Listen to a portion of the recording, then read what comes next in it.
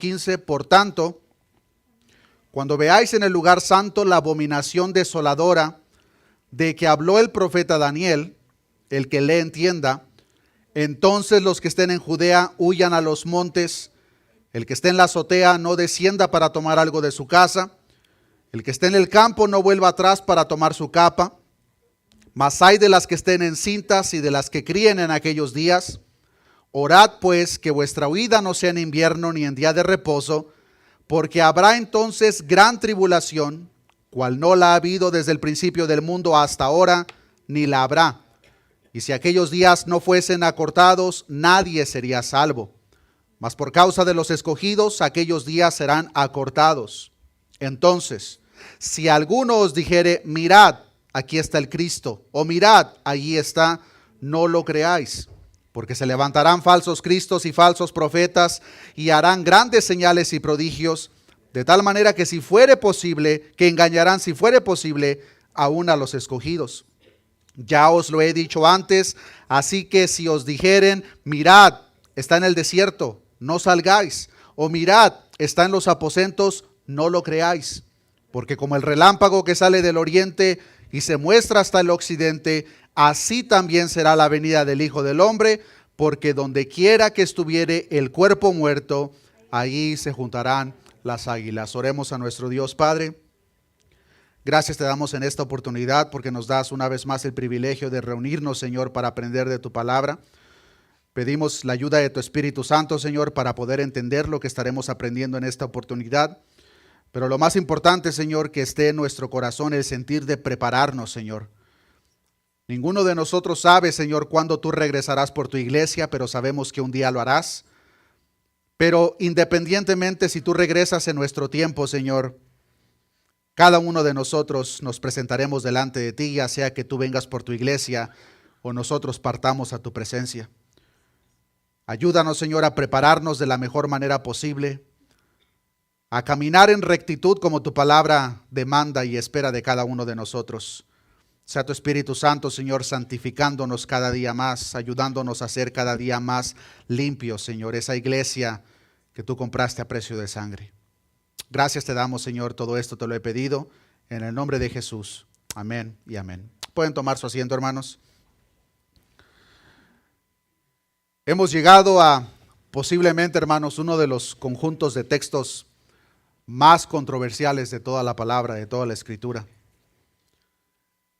Recordarán que hace tiempo atrás hablaba de que en cuanto a la escatología existen diversas interpretaciones, pero lo que todas tienen en común es el hecho de que todas creen que Cristo regresará por su iglesia, el mundo entero será juzgado. En los detalles intermedios podemos diferir, no hay ningún problema. Este texto en particular es uno de los cuales más interpretaciones tiene debido a su contenido escatológico, hermanos.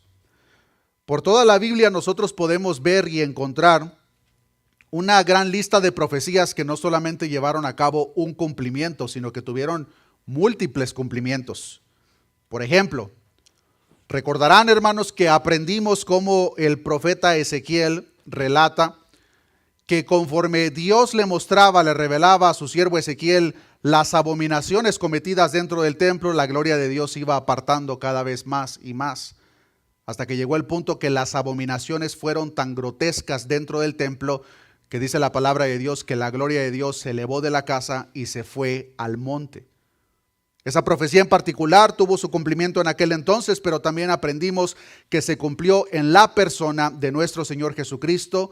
Siendo la gloria misma de Dios, Él estuvo en el templo, pero a causa de lo que se cometía en el templo, Jesucristo salió del templo para nunca más regresar y se fue al monte. Los textos de los cuales aprendemos el día de hoy, hermanos, de la misma manera tienen un cumplimiento múltiple que estaremos aprendiendo. En primer lugar, hermanos, cabe resaltar que los primeros versículos de los cuales aprendemos en esta oportunidad tienen una referencia con un contexto primordialmente judío, que es importante, queridos hermanos, que cada uno de nosotros notemos para que no nos perdamos en la diversidad de contenido que tiene este texto. Por ejemplo, en el verso 15 vemos que se menciona el lugar santo. En el verso 16 se menciona la ciudad de Judea. En el verso 20 se menciona el Shabbat o el día de reposo. No cabe duda, hermanos, que la aplicación primaria de estos textos, de los cuales, o los primordiales, de los cuales aprendemos en esta oportunidad, hermanos, tienen una aplicación directa para el pueblo judío. De hecho, hermanos, uno de los textos paralelos nos enseña de una manera verdaderamente clara que las palabras que Jesús está expresando en los primeros versículos que leemos en esta oportunidad tienen una aplicación directamente hacia el pueblo judío y el cumplimiento del acontecimiento en el año 70 después de Cristo. Pero acompáñenme a este paralelo, hermanos, para que lo podamos ver todos juntos. Acompáñenme al Evangelio de Lucas. Esperemos que ya próximamente, hermanos, estén las pantallas listas, así mismo como los baños. Sé que por el momento es un poco inconveniente, pero ya próximamente, hermanos, los baños estarán aquí, las pantallas, y también vamos a tener el número exacto en cuanto a la temperatura, porque aparentemente hoy se dejó un poquito muy alto. Lucas capítulo 21, vean lo que dice, hermanos, del versículo 20 en adelante. Este es el paralelo de lo que Jesús enseña en Mateo capítulo 24. Dice Lucas capítulo 21, versículo 20. Pero cuando viereis, ¿a quién? A Jerusalén rodeada de ejércitos, sabed entonces que su destrucción ha llegado. Versículo 21. Entonces los que estén en Judea, huyan a los montes. Y los que en medio de ella, váyanse. Y los que estén en los campos, no entren en ella. Porque estos son días de retribución, para que se cumplan todas las cosas que están escritas. Mas ay de las que estén encintas y de las que críen en aquellos días, porque habrá gran calamidad en la tierra e ira sobre este pueblo. Y caerán a filo de espada y serán llevados cautivos a todas las naciones, y Jerusalén será hollada por los gentiles, hasta que los tiempos de los gentiles se cumplan. Al ver el paralelo de Lucas, hermanos, no queda absolutamente duda alguna que la aplicación primaria de lo que Jesús está hablando ahora en este discurso del Monte de los Olivos tiene una aplicación directa para el pueblo judío, específicamente en la ciudad de Jerusalén.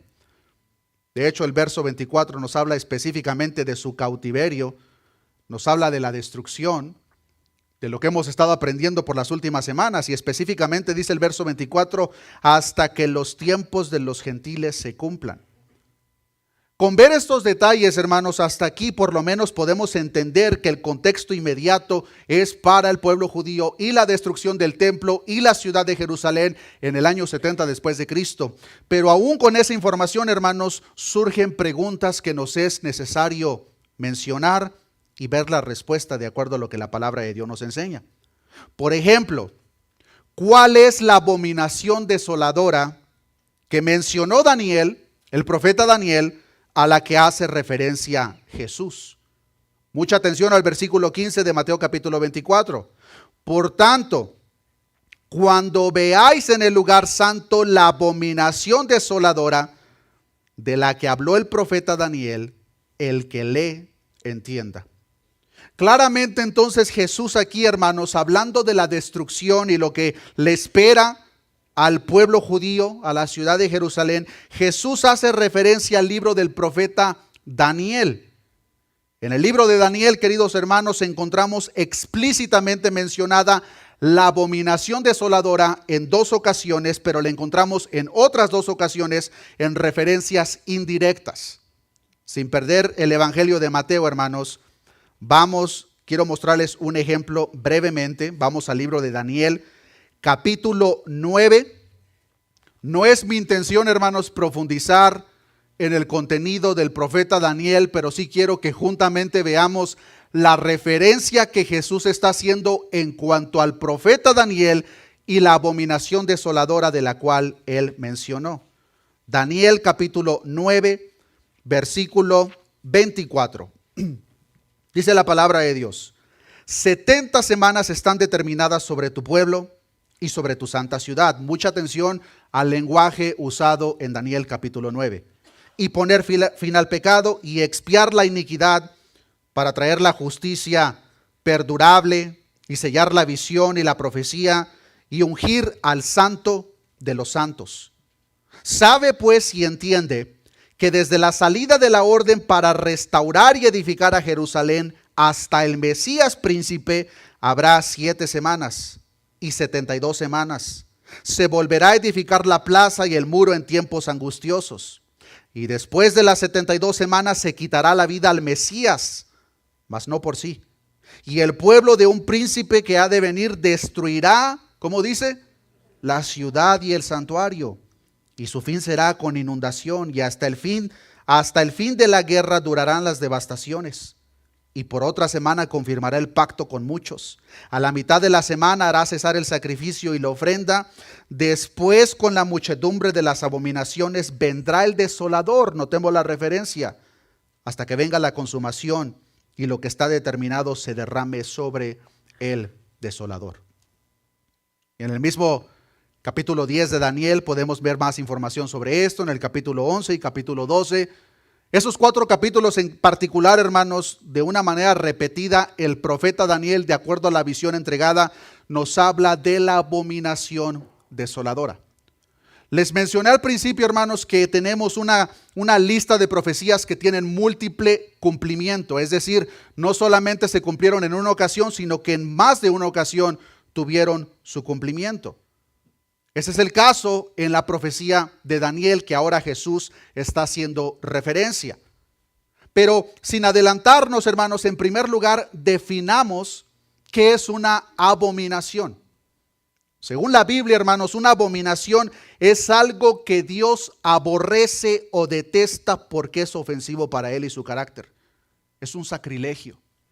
Una abominación es algo que causa repugnancia u odio, y desolación es un estado completo, vacío o destrucción. Con la definición en mente, hermanos, entonces quiero presentar ahora algunos de los cumplimientos de los cuales habla el profeta Daniel que ahora Jesús está haciendo referencia.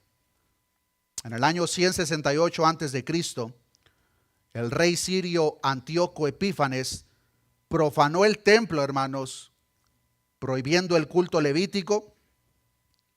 Cuando él profanó el templo y prohibió que se llevasen a cabo los sacrificios por los levitas, dentro del mismo templo levantó un altar al dios pagano Zeus en el mismo altar del holocausto.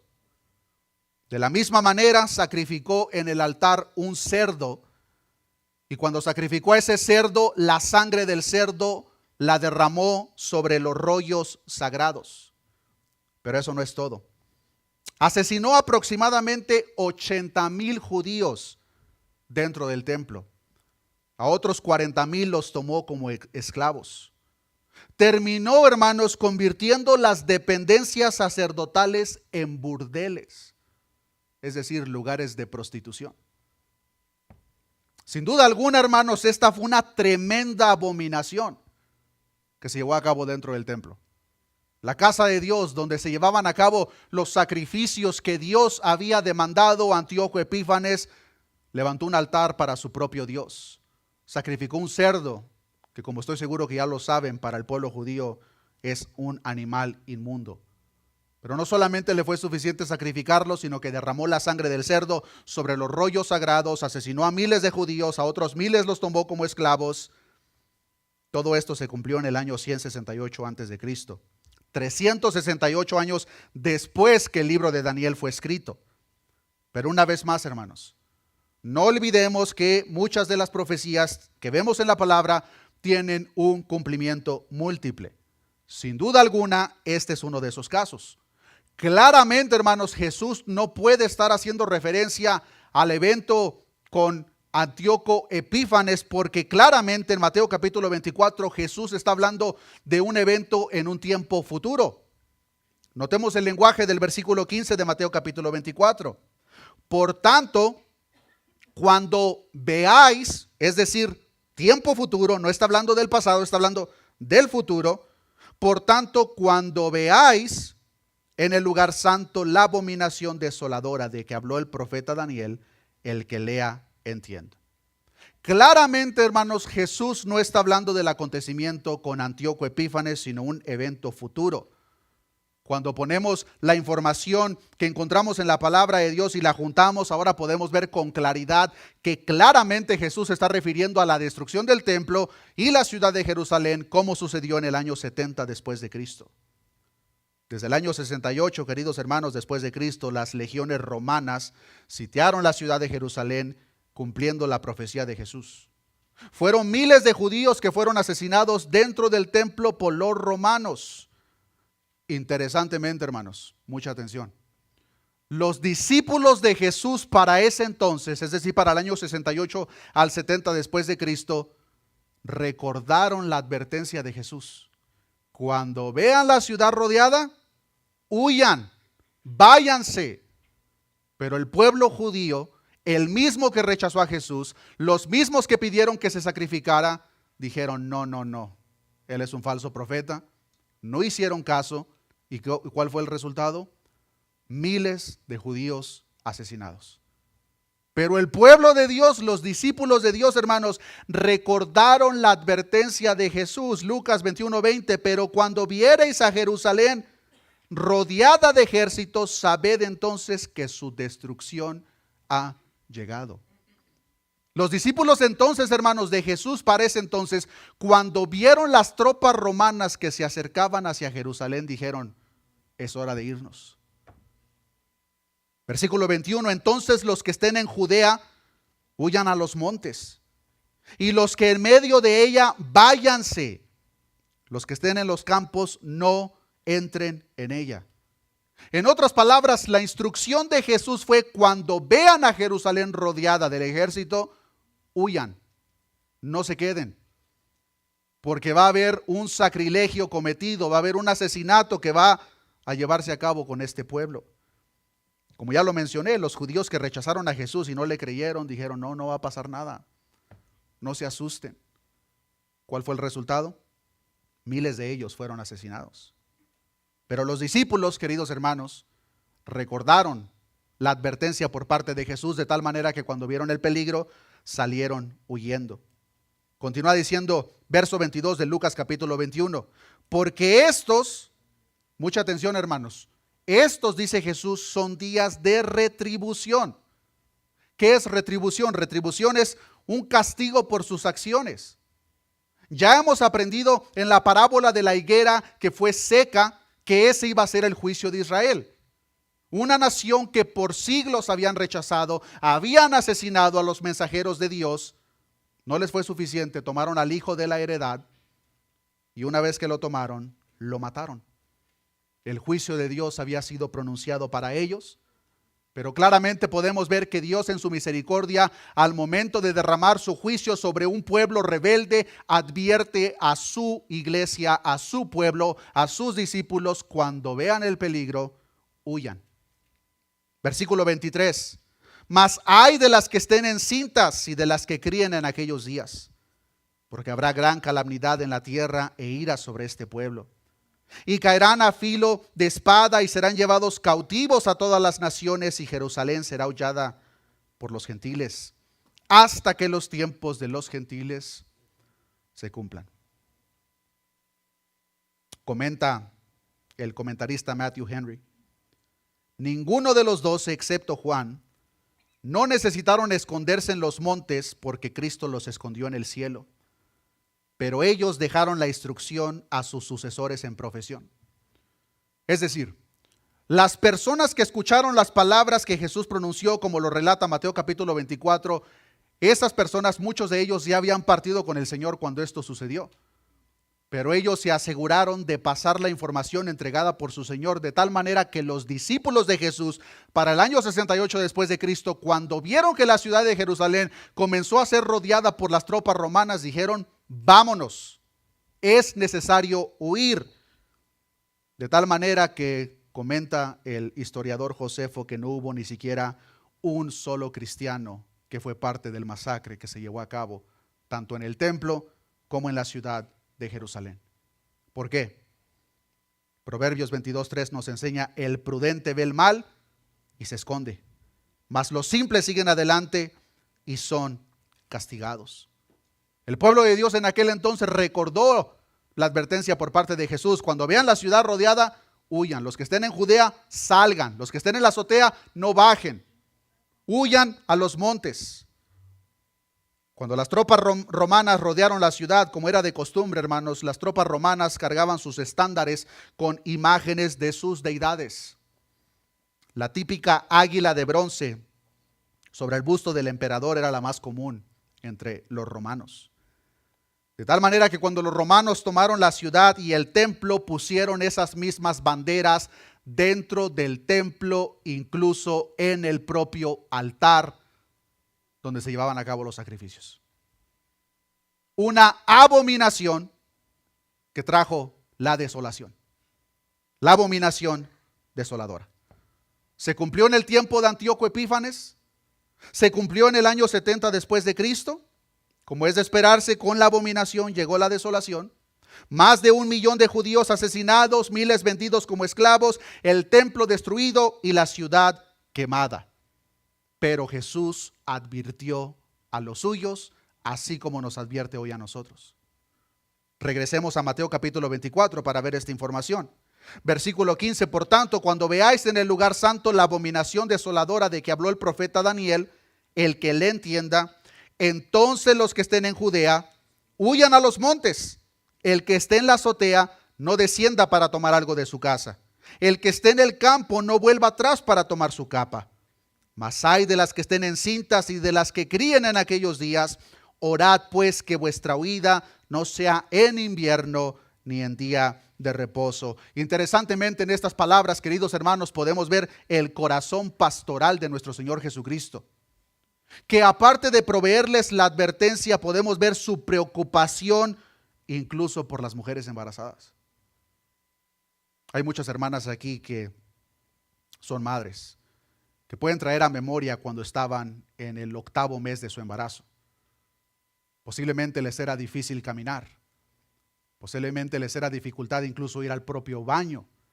Ahora imagínense, hermanas, ¿qué sería de ustedes si tuviesen que huir a un monte para evitar un masacre estando embarazadas? Fue algo terrible. Pero podemos ver la preocupación en el corazón de nuestro Señor, que incluso presenta esta preocupación por aquellas que están embarazadas, por aquellas que tienen a bebés pequeños. Para las mujeres embarazadas, tal huida, hermanos, sería gravemente difícil, pues no pueden darse prisa ni ir lejos. Aquellas que tienen bebés, el bebé no puede ser dejado atrás. Claramente nos enseña Isaías 49:15, se olvidará la mujer de lo que dio a luz para dejar de compadecerse del hijo de su vientre. Una mala mujer, una mala madre lo puede hacer, pero una madre que es hija de Dios le será imposible dejar a su bebé. Y Jesús, con su corazón pastoral, su preocupación era aquellas mujeres embarazadas que iban a tener que salir huyendo cuando la abominación desoladora se cumpliese. Pero no solamente eso, queridos hermanos, Jesús incluso está pensando en la estación del año en el cual se llevaría a cabo este cumplimiento. Noten lo que dice el versículo 20, orad pues que vuestra huida no sea en invierno ni en día de reposo. Estos últimos días, estos 2-3 últimos días, hermanos, se vino un viento sobre la ciudad de Denver verdaderamente frío.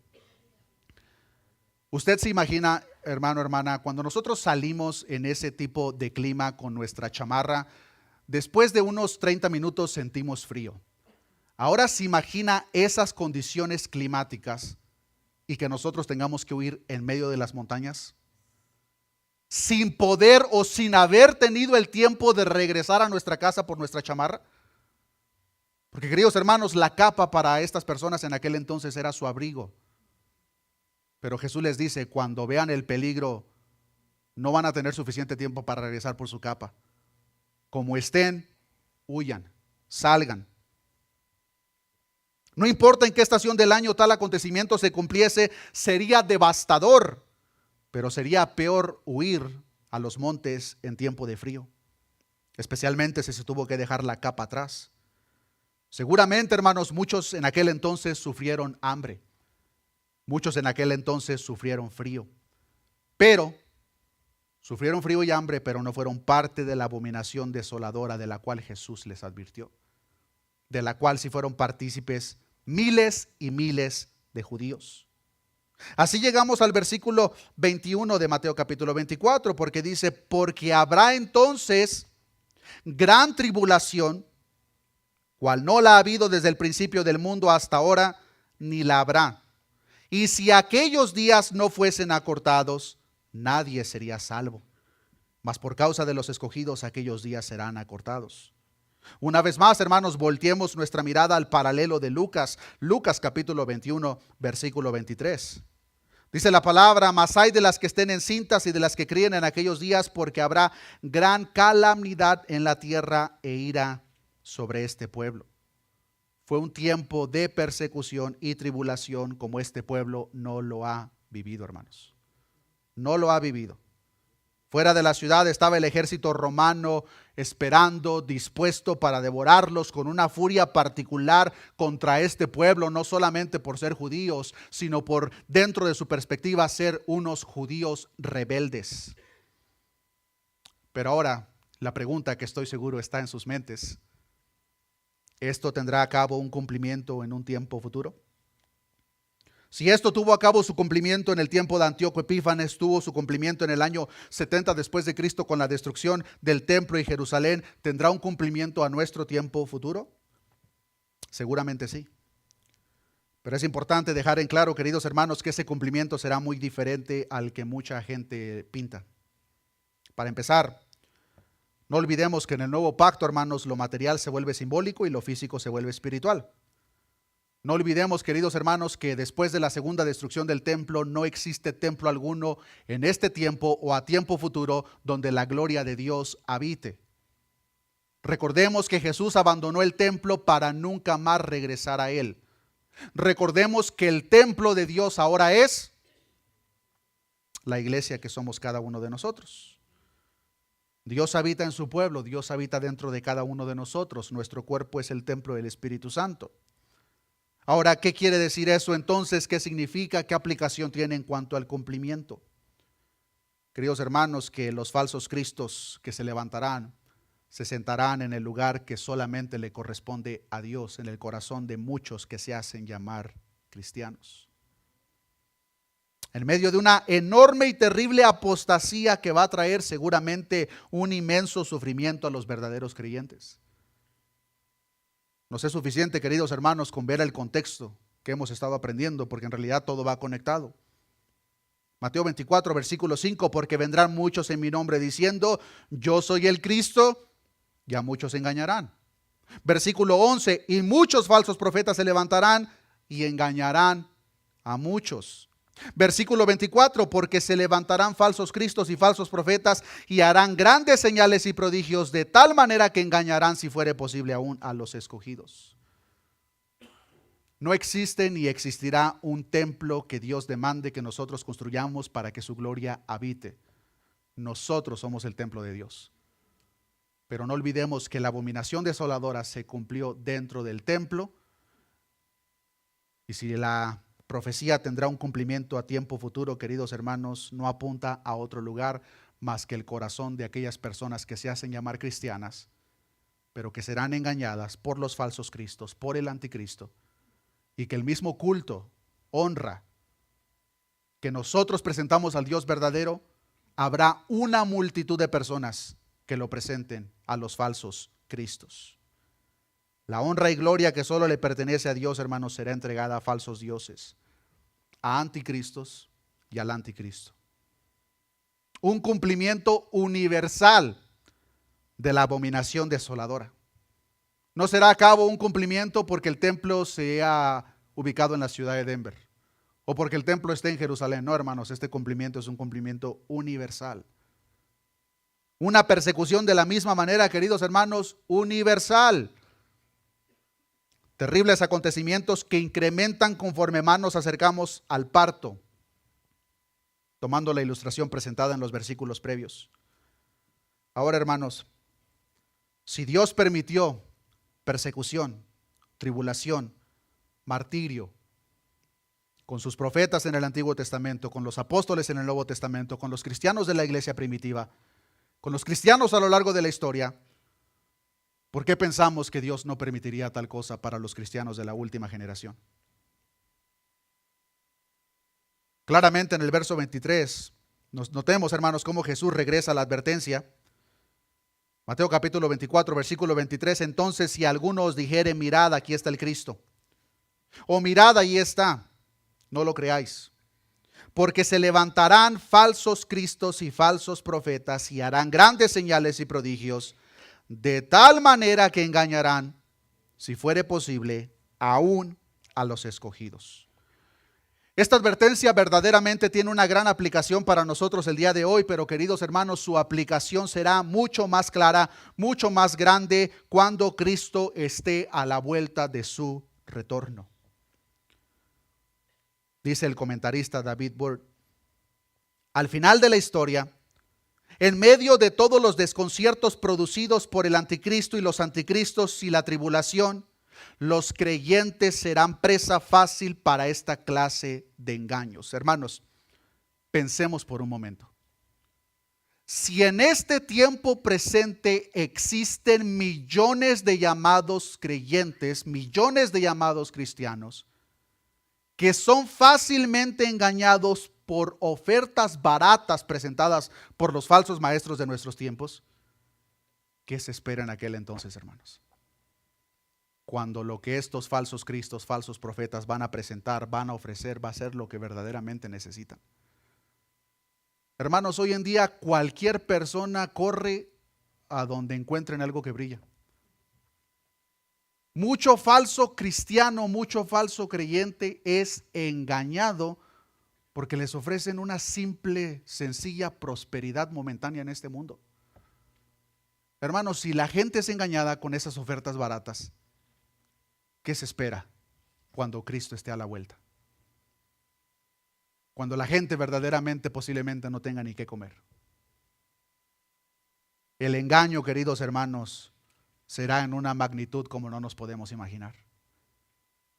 No olvidemos, queridos hermanos, que el propósito de Mateo capítulo 24, una vez más, Jesús no nos dejó estas palabras para alimentar nuestra curiosidad sobre los eventos del futuro. El propósito de Mateo capítulo 24 es para que su iglesia, que somos nosotros, nos preparemos, estemos listos.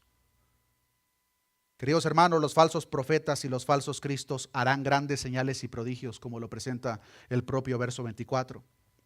Porque se levantarán falsos cristos y falsos profetas y harán grandes señales y prodigios, de tal manera que engañarán, si fuere posible, aún a los escogidos.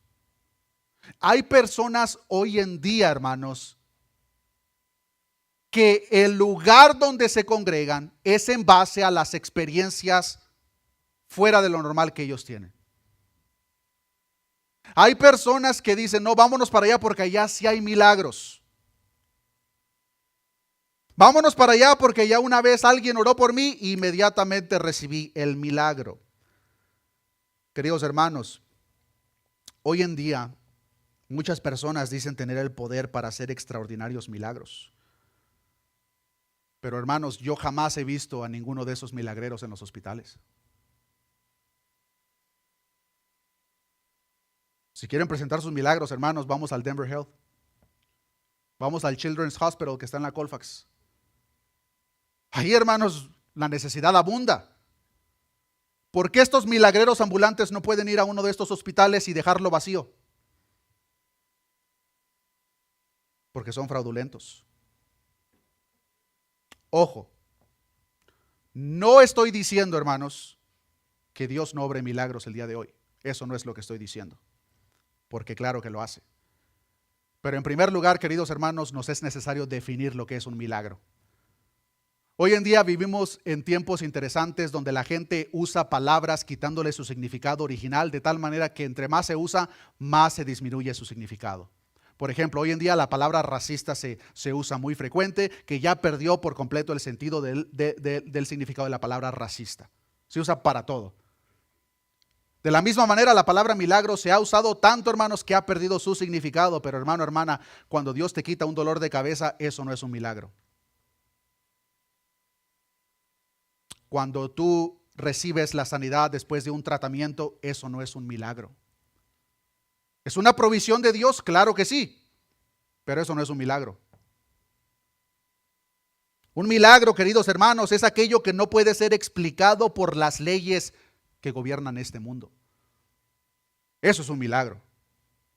Milagro es levantar a un paralítico. Milagro es levantar a un muerto. Milagro es dar la orden a la tormenta que se calle y que obedezca la orden. Regresemos a la pregunta, ¿Dios obra milagros el día de hoy? Claro que lo hace, pero Dios lo hace con quien Él quiere, como Él quiere y a la hora que Él quiere. Ningún ser humano, hermanos, ningún ser humano posee los dones que los apóstoles de la iglesia primitiva poseyeron. Y quiero pasar un tiempo aquí, hermanos, porque aparentemente ese es un tema controversial. Hoy en día, hermanos, existen muchas personas que dicen tener el don de milagros y quieren operar un milagro en una persona, por ejemplo, paralítica. Y le dicen, en el nombre de Jesús, levántate. Y el paralítico no se levanta. La típica frase de estos fraudulentos es, oh, es que te faltó fe. Hermanos, leamos el libro de Hechos. Cuando los apóstoles obraban con el don de milagros, no necesitaban que el recipiente tuviese fe. ¿Qué fue lo que le dijo Simón, el mago, a Pedro cuando le pidió comprar el poder del Espíritu? Lamentablemente eso es lo que pasa el día de hoy, hermanos. Aparentemente los milagros no es una gracia o favor de Dios, sino que es algo que se vende. Entre más grande sea tu ofrenda, más grande es tu posibilidad de que recibas el milagro. Pero hermanos, cuando vemos a los apóstoles en el libro de Hechos, ellos no preguntaban si el paralítico tenía fe. Ellos le decían en el nombre de Jesús, levántate. El milagro se cumplía porque se cumplía. No dependía que la persona tuviese fe o no. Esos son milagros, hermanos. Milagro es que una persona esté muerta y que se levante. ¿Dios obra milagros el día de hoy? Claro que lo continúa haciendo, pero una vez más, queridos hermanos, no existe ser humano sobre la faz de esta tierra que tenga la capacidad de obrar los milagros como a él o a ella le plazca. Es Dios quien tiene el poder. Es Dios quien obrará sus milagros con quien Él quiere, a la manera que Él quiere y cuando Él quiera. Pero si somos sinceros, queridos hermanos, eso es lo que la gente busca el día de hoy. El apóstol Pablo decía a la iglesia en Corinto que los judíos buscaban señales, es decir, milagros, y los griegos buscaban sabiduría.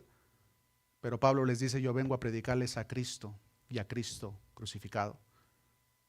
Pero como hoy en día eso no es suficiente, la gente va a buscar los milagros. Hoy donde tú te congregas hacen milagros. Es que yo hoy escuché de una iglesia donde ya sí se hacen los milagros.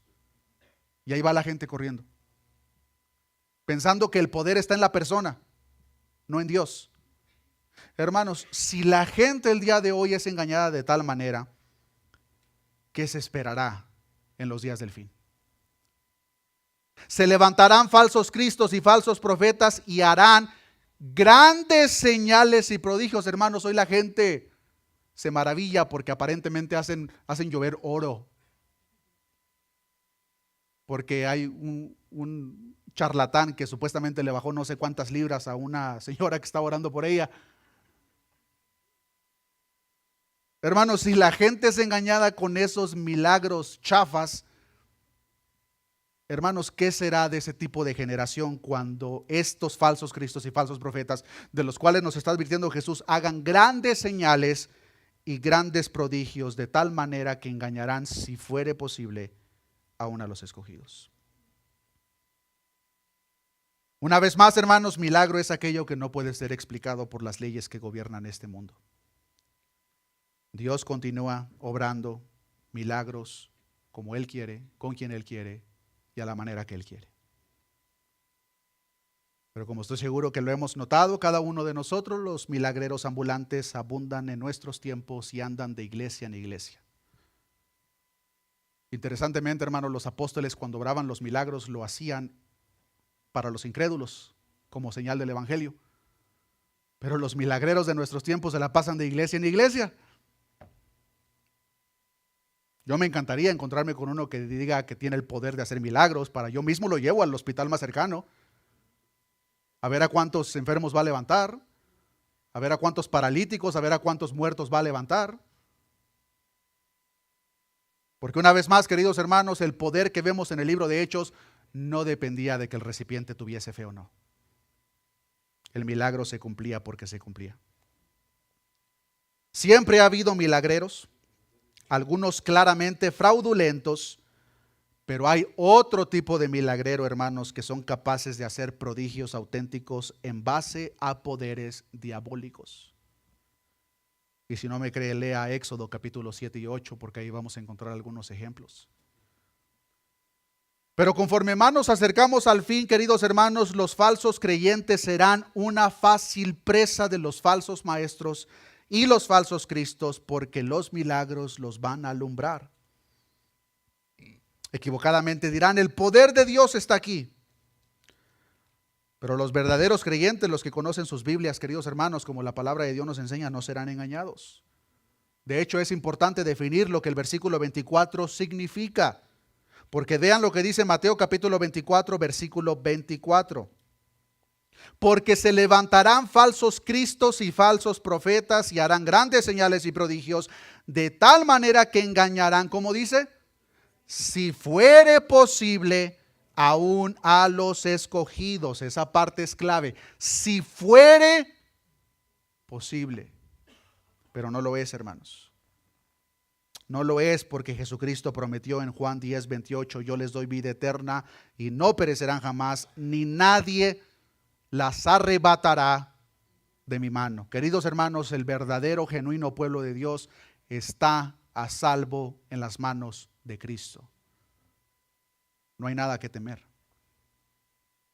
Los falsos creyentes, aquellos de los cuales Jesús mismo menciona en Mateo capítulo 7 que se van a llegar presentando delante de Él, muchos me dirán en aquel día, Señor, no profetizamos en tu nombre hicimos muchos milagros, en tu nombre sanamos enfermos. Aparentemente para mucha persona, mucha gente, esas son señales de qué tan auténticos cristianos somos, pero ahí estamos viendo en Mateo capítulo 7 una multitud de personas que predicaban la palabra, hacían aparentes milagros y Jesús les va a decir, apártense de mí, no los conozco. Jesús ha prometido, queridos hermanos, que su pueblo, su iglesia está a salvo en sus manos. Por eso enfatizo la segunda parte del versículo 24. Engañarán, si fuere posible, a uno de los escogidos. Pero no será posible, pero el engaño será tan grande, queridos hermanos, que aquellos cristianos o aparentes cristianos que tambalean en su vida cristiana, que dependen de sus emociones, que andan buscando la próxima señal, van a ser la presa más fácil para estos falsos maestros. Pero la advertencia continúa. Notemos lo que dice el versículo 25 de Mateo capítulo 24. Ya os lo he dicho antes. Así que si os dijeren, mirad, está en el desierto, no salgáis. O mirad, está en los aposentos, no lo creáis. La advertencia por parte de Jesús continúa. Cuando alguien te diga que Cristo ya está aquí o en tal lugar, no les crean. Recuerdo hace tiempo atrás, hermanos, hace aproximadamente 2 años, estaba echando gasolina cuando de repente llegó una persona a platicar conmigo y me empezó a predicar un evangelio diferente al que la palabra nos enseña. Pero esta persona específicamente me dijo, ¿a poco no sabías que Cristo ya regresó por el año 1700, no sé qué tanto, en Asia? Yo le dije, no sabía. ¿Usted sabía, hermano? Cuando alguien nos diga, mirad, está en el desierto, no salgáis. Mirad, está en los aposentos, no creáis. Los falsos profetas, hermanos, no solo señalarán a personas que pretenden ser el Cristo, sino que también indicarán dónde puede encontrarse tales personas. Pero queridos hermanos, mucha atención. A la generación que esté presente cuando Cristo regrese, nadie te tiene que contar. No sabemos si seremos nosotros o unas 5 o 10 generaciones después de la nuestra. No lo sabemos, pero hermanos, la generación que esté presente en este mundo, en el regreso de nuestro Señor Jesucristo, nadie le tiene que contar nada. Porque este evento, queridos hermanos, claramente no será un evento oculto. Lamentablemente, las películas de Hollywood han distorsionado la escatología de muchos. De tal manera que vemos en las películas que va el piloto del avión y de repente ya algo pasó, ya no sabe la gente, que hay una confusión tremenda. Pero queridos hermanos, vean lo que dice el versículo 27 en cuanto al regreso de nuestro Señor Jesucristo. Porque como el relámpago que sale del oriente y se muestra hasta el occidente, así será también la venida del Hijo del Hombre. Les leo el mismo versículo 27 en la traducción lenguaje actual. Dice la palabra de Dios: cuando yo, el Hijo del Hombre, venga, no me esconderé. Todos me verán, pues mi venida será como un relámpago que ilumina todo el cielo. Queridos hermanos, la segunda venida de nuestro Señor Jesucristo, todo ojo lo verá. No será, ¿a poco tú no lo viste? Porque regresó hace 2 días, ¿a poco no lo viste? Que nadie te cuente, hermano, hermana, que nadie te platique. Porque la generación que esté presente en esta tierra cuando Cristo regrese, todos, absolutamente todos se van a dar cuenta que el Rey ha regresado. Y como dijo el pastor Paul Washer, ese será el mejor y peor día de nuestras vidas. Será el mejor día para la iglesia, porque ahora entramos a la eternidad. Pero será el peor día para los impíos, porque es el primer día de una eternidad de tormento. Queridos hermanos, Cristo viene a juzgar este mundo. Cristo viene por su iglesia. El versículo que leíamos al principio, cuando dimos apertura a este culto, Apocalipsis capítulo 1. Vayamos para allá rápidamente, hermanos.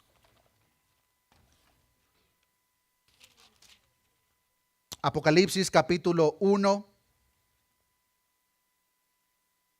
versículo 4, dice la palabra de Dios: Juan, a las 7 iglesias que están en Asia, gracia y paz a vosotros, del que es y que era y que ha de venir, y de los 7 espíritus que están delante de su trono, y de Jesucristo el testigo fiel, el primogénito de los muertos y el soberano de los reyes de la tierra, al que nos amó y nos lavó de nuestros pecados con su sangre y nos hizo reyes y sacerdotes para Dios su Padre. A él sea la gloria e imperio por los siglos de los siglos. Amén. Mucha atención al versículo 7. He aquí que viene con las nubes, y como dice, todo ojo le verá, y los que le traspasaron y todos los linajes de la tierra se harán lamentación por él. Recordamos la prédica de hace unas semanas atrás, cuando una de las señales era que este evangelio será expandido por todo el mundo. Queridos hermanos, todas las tribus, naciones van a escuchar el mensaje de Cristo. Y cuando Cristo regrese, se van a dar cuenta todas aquellas personas que le rechazaron el grave error que cometieron. Es por eso que dice Juan aquí: todos los linajes de la tierra harán lamentación. Pero será demasiado tarde. Pero una vez más, queridos hermanos, cuando Jesucristo regrese, será un evento inconfundible, será público, universal y visto por cada uno de los habitantes de esta tierra. El versículo 28 nos presenta una señal final de su retorno. Dice Mateo capítulo 24, versículo 28, porque donde quiera que estuviere el cuerpo muerto, ahí se juntarán las águilas. Solamente la Reina Valera y otras pocas traducciones traducen la palabra final aquí como águilas. La mayoría de versiones traducen esta palabra como buitres. La Biblia de las Américas dice: donde esté el cadáver, allí se juntarán los buitres. La traducción lenguaje actual dice: todo el mundo sabe que donde se juntan los buitres, allí hay un cadáver. Así será cuando yo venga, todos lo sabrán. En este versículo 28, ahora nuestro Señor Jesucristo presenta una ilustración que en realidad es un antiguo proverbio que encontramos en el libro de Job, capítulo 39, versículo 30, donde dice: sus polluelos chupan la sangre y donde hubiere cadáveres, ahí está. El punto de la ilustración, queridos hermanos, es que las aves o buitres se precipitan sobre un cadáver. Tal proverbio e ilustración nos muestra, queridos hermanos, una final señal de lo que viene siendo este mundo. Ese cadáver nos muestra el estado moral y espiritual del mundo. Tal escena, hermanos, no nos equivoquemos, pues tal escena, hermanos, no nos presenta un mundo que está en decadencia espiritual como lo que estamos experimentando el día de hoy. No, tal escena no nos presenta un mundo en una decadencia moral y espiritual. Tal escena nos muestra, queridos hermanos, un mundo en una completa mortandad. Una sociedad que se halla en un estado de putrefacción moral y espiritual. Si nosotros hoy en día pensamos que las cosas están mal, con la aprobación del aborto, con el ataque al diseño original, con la maldad que nos rodea, queridos hermanos, el mundo en este preciso momento se encuentra en un estado de decadencia moral y espiritual. No solamente se refleja en la sociedad, se está reflejando en las mismas iglesias. La santidad de Dios no es algo que se toma en serio. El pecado es tolerado. El pecado es permitido. La decadencia espiritual está en muchas iglesias. Queridos hermanos, cuando Cristo esté a la vuelta no va a haber una decadencia moral o espiritual, va a haber una putrefacción. Iglesias muertas, sociedades muertas. No existirá tal cosa como el espiritualismo que hoy en día se vive o el moralismo. Solamente el pequeño remanente que Dios ha guardado desde el principio de los tiempos se mantendrá firme. Pero así como un cadáver descompuesto, queridos hermanos, como la carroña de la cual se alimentan los buitres, ese será el estado de este mundo cuando Cristo regrese. Porque para ese entonces, queridos hermanos, el regreso de Cristo, su segunda venida, a ese entonces va a ser una necesidad divina. Será necesario, hermanos, que Cristo regrese cuando el mundo se encuentre en ese estado. No sabemos cuándo sucederá esto, pero una vez más, queridos hermanos, nadie lo sabe. Y no es el propósito de Jesús darnos a entender o darnos información para que nosotros descifremos el día, mes, año y fecha. Ese no es el propósito de Mateo capítulo 24. El propósito de Mateo capítulo 24 es: iglesia, prepárate. Prepárate. Porque si Cristo no regresa en los próximos 80 años, seguramente en ese tiempo todos nosotros ya nos encontramos en la eternidad. Ya sea que Cristo regrese o que nosotros individualmente partamos con Él, queridos hermanos, el punto es: prepárate. Vean lo que dice Apocalipsis capítulo 22, versículo 10. Les voy a pedir, hermanos, que nos pongamos de pie.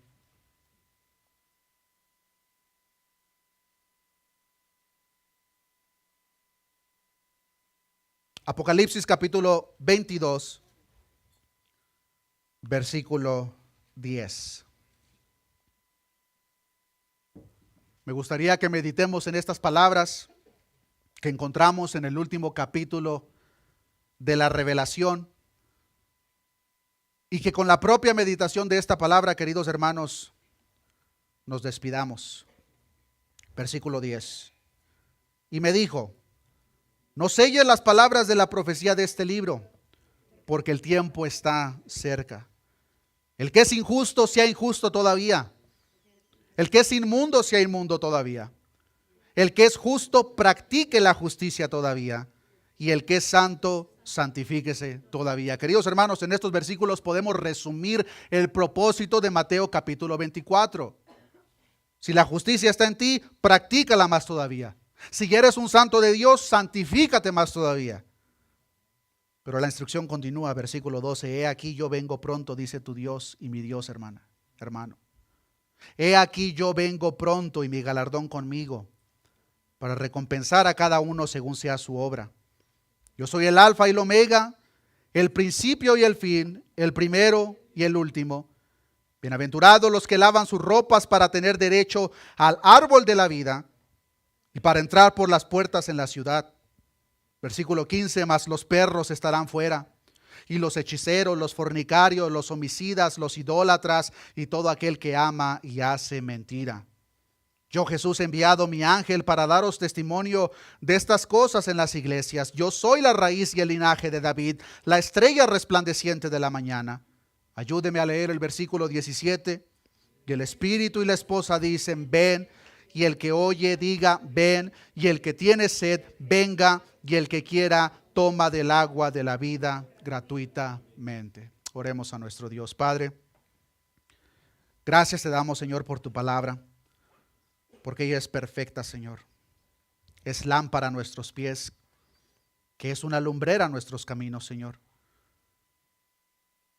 En esta oportunidad, Señor, hemos aprendido un poco más acerca de lo que tú mismo revelaste, Señor, en tu palabra, que está por venir a este mundo, Señor.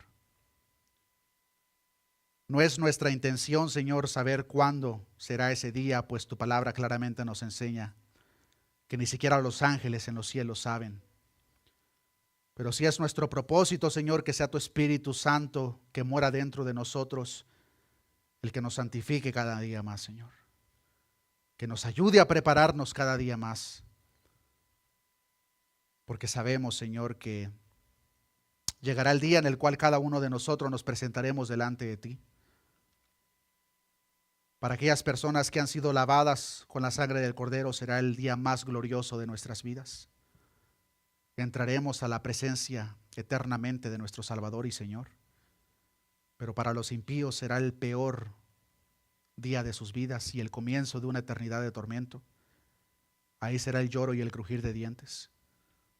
Señor, si en medio de nosotros hubiese alguna persona que no ha depositado su confianza en ti, oro, Señor, para que sea tu Espíritu Santo convenciéndole de pecado, que esa persona pueda reconocer que solamente en Cristo hay salvación, que esa persona pueda reconocer la deuda enorme de pecado que está sobre su cabeza, pero que en Cristo encontramos esa reconciliación, esa justificación, ese perdón.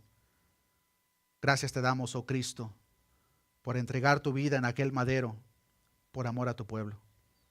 Ayúdanos a prepararnos por el resto de nuestros días, ya sea que partamos individualmente hacia tu presencia, Señor, o ya sea que tú regreses durante nuestro tiempo. Un día que tu palabra nos enseña que todo ojo lo verá. Las naciones se lamentarán. Lamentablemente será muy tarde para todas esas personas. Gracias te damos, Señor. No permitas que seamos engañados. Ayúdanos a ser diligentes y prepararnos cada día más, Señor. Todo esto te lo hemos pedido en el nombre de Jesús. Amén y amén. Que Dios les bendiga, hermanos.